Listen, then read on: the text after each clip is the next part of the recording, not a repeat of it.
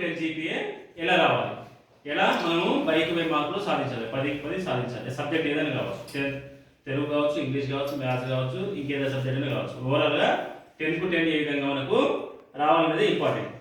అయితే ఫస్ట్ మనము పొద్దున్న ఎగ్జామ్ పోయే రోజు ముందు ఖచ్చితంగా 8 గంటలు నిద్ర ఉండాలి. ఎన్ని గంటలు? 8 గంటలు ఉండాలి. 8 అవర్స్ పక్కా చదవాలి. టెన్షన్ ఏమాత్రం తీసుకోవద్దు. టెన్షన్ తీసుకుంటే మనకు ఇబ్బంది పడతాం. టెన్షన్ లేకుండా టెన్షన్ ఫ్రీగా ఉండాలి. ఎగ్జామ్ రాసినప్పుడు ప్రశాంతంగా వెళ్ళాలి. ఎగ్జామ్ హాల్కు వెళ్ళిన తర్వాత ప్రశ్న పత్రాన్ని 15 నిమిషాలు క్షుణ్ణంగా చదవాలి.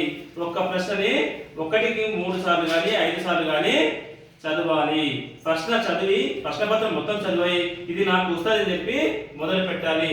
అది మనకు ఉపయుక్తంగా ఉంటుంది.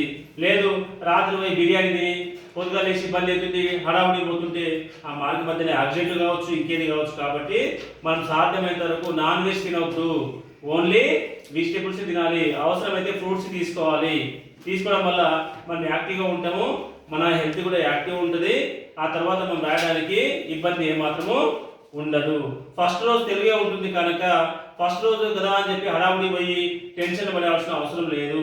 ఆ సమయానికి పరీక్ష కంటే గంట ముందు చేరుకోవాలి, లేదా వీలైతే గంట ముందు లేదంటే అరగంట ముందు వెళ్ళాలి. తన సీట్ చూసుకోవాలి, తన పరిసరాలన్నీ చెక్ చేసుకోవాలి. ప్రశ్నపత్రం ఇచ్చిన తర్వాత ఆ ప్రశ్నపత్రంలో మన ఒక డీటెయిల్స్ కరెక్ట్ ఉన్నాయా లేదా చెక్ చేసుకోవాలి. అన్ని కరెక్ట్ ఉన్నాయన్న తర్వాత ప్రశ్నలు చదివి 1కి 10 సార్లు చదివి అర్థం చేసుకోవాలి.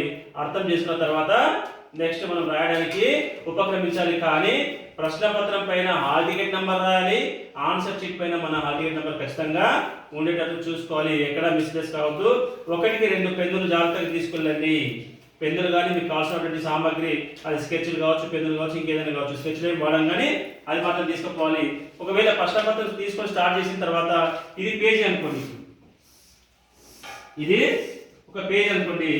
ఈ పేజీ మనం ఎట్లా రాయాలి అంటే మనము చాలా మంది మార్జిన్ వదలరు. మార్జిన్ అనేటువంటిది వదలాలి. కింద ఈ సైడ్ లో మాత్రం మార్జిన్ వదలాలి. ఇక్కడ మార్జిన్ వదలాలి.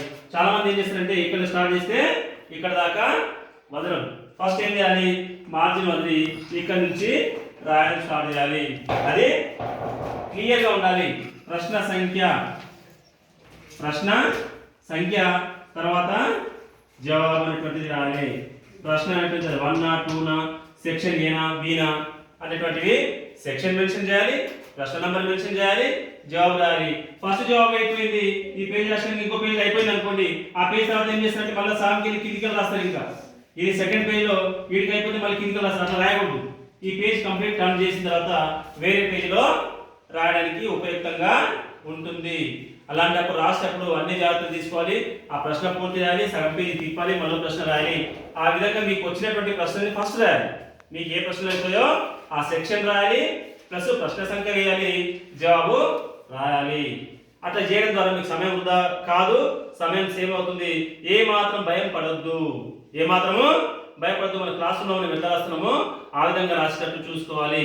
అన్ని అయిపోయిన తర్వాత, అన్ని ప్రశ్నలు అయిపోయిన తర్వాత ద ఎండ్ అని రాయాలి. ద ఎండ్ అని రాసి పెట్టాలి.